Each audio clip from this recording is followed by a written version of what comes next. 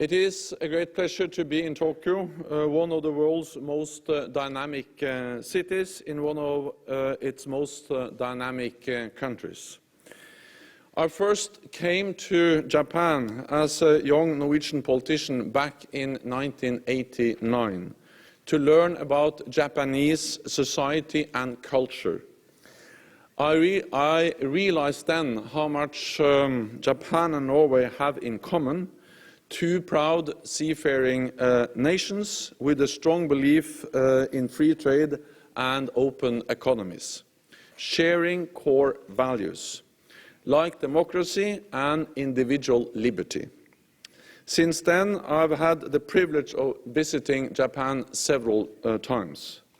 But this is my first visit to East Asia as NATO's Secretary General.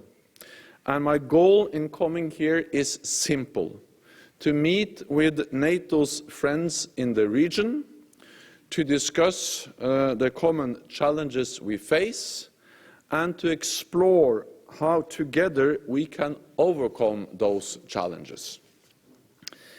NATO is a political military alliance founded almost 70 years ago, representing half of the world's economic might and half of the world's military might. Our alliance was born out of conflict, but our purpose is peace, to deter and defend against any threat our nations may face, in whatever shape or form, and from whatever direction. For centuries, security was about meeting threats on land and at sea, and later from the air. Today, we are as likely to be attacked down fiber optic cables or on our mobile devices. The line between war and peace has become blurred.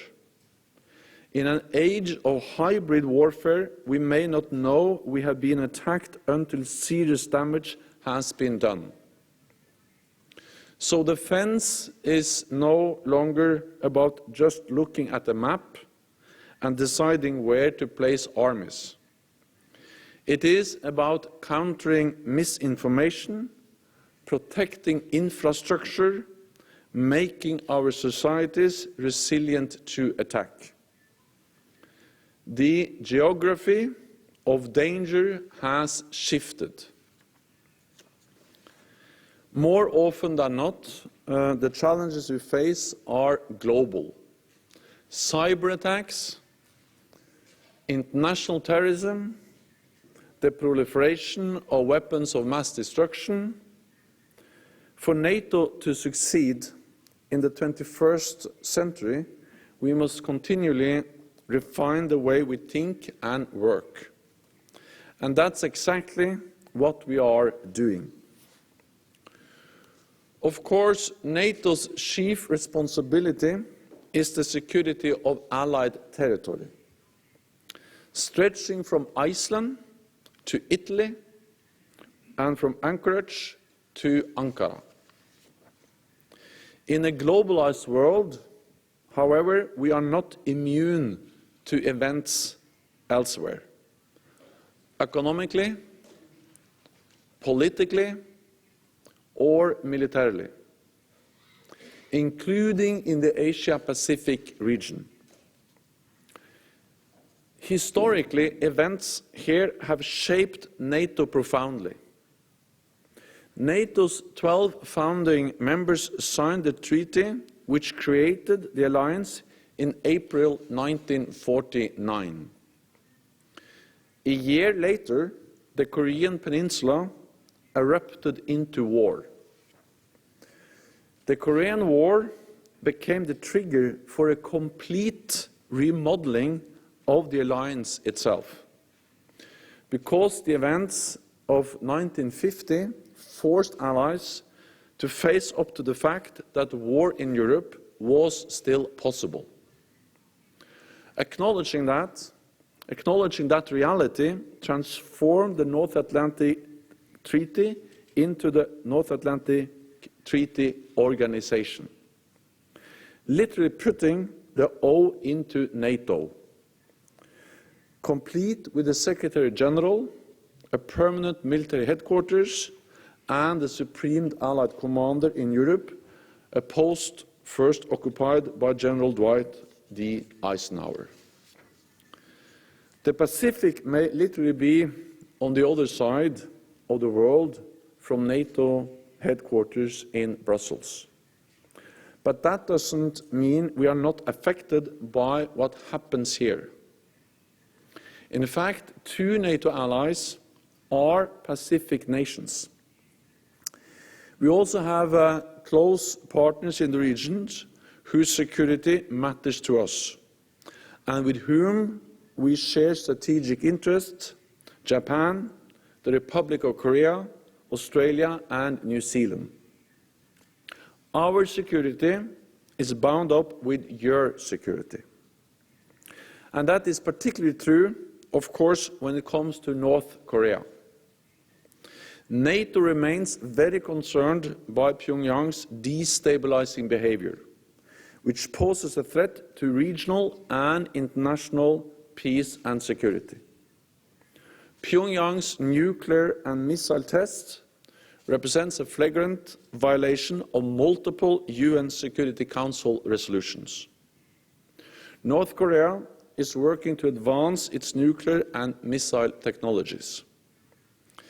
This is a clear and present danger to Japan and to the Republic of Korea, our partners in the region. It is also a threat to NATO allies. North Korea is developing ballistic missiles capable of hitting allied cities both in North America and in Europe. NATO takes that threat very seriously. The alliance maintains a strong deterrence posture. We have the capabilities and we have the resolve to respond to any aggression. Our position is clear.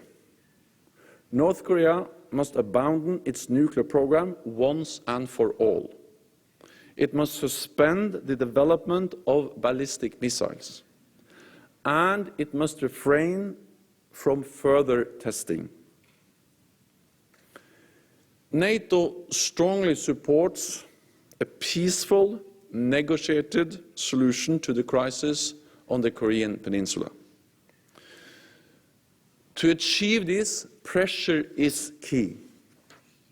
North Korea must understand that there is a price to pay for its behavior, and that there is a real value in reaching a peaceful solution. We call on all nations to fully and transparently implement United Nations economic sanctions. Pyongyang's weapons program also represents a broader challenge to non-proliferation efforts, to which NATO is firmly committed. Over the years, these have made significant progress. Countries like Belarus, Kazakhstan, Libya, South Africa, and Ukraine have abandoned weapons of mass destruction. In 2010, the United States and Russia agreed to each limit their number of strategic nuclear warheads to fewer than 1,550. Down in the case of the United States from a Cold War peak of more than 30,000. NATO allies have reduced their collective nuclear arsenal in Europe by more than 90%. North Korea's reckless flouting of the non-proliferation regime risks undermining all this progress, turning the clock back in a way that is dangerous for us all. This is the time for the international community to convey a clear, united and strong response, with both global and regional powers playing a constructive role in tackling the crisis. NATO stands in full solidarity with our partners in Japan and the Republic of Korea, with whom we are working together closely. Stability on the Korean Peninsula is not the only interest we have in common with our partners here in the Asia-Pacific region.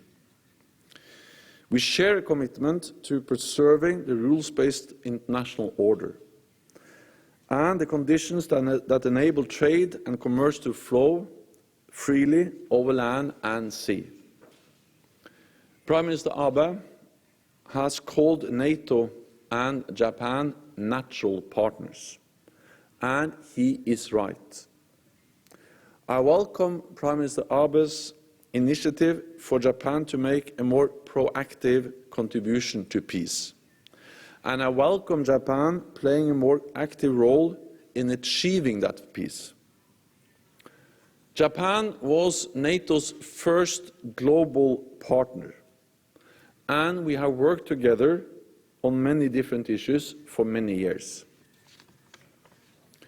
In the fight against terrorism, which Japan has supported through its contributions to making Afghanistan a more stable and secure country.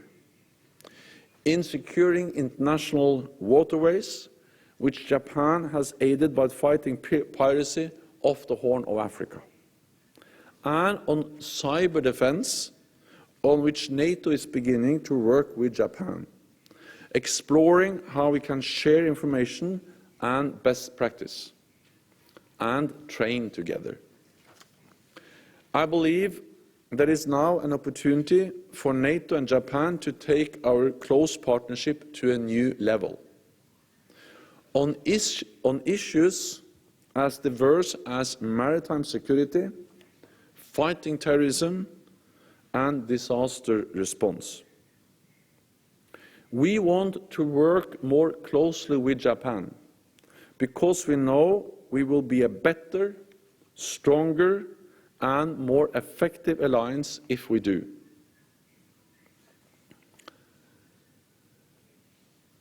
NATO's responsibility is the security of allied territory, but we stand in solidarity with the Asia-Pacific region. We want to do more with our partners here, because the geography of danger has shifted, and because more diverse, complex threats require deeper, wider cooperation.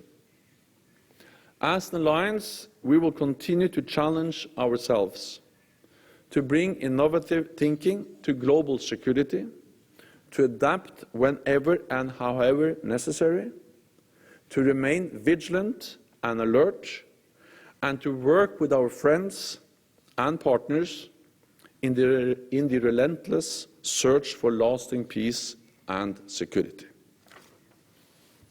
So with that, I'm ready to take your questions. Thank you.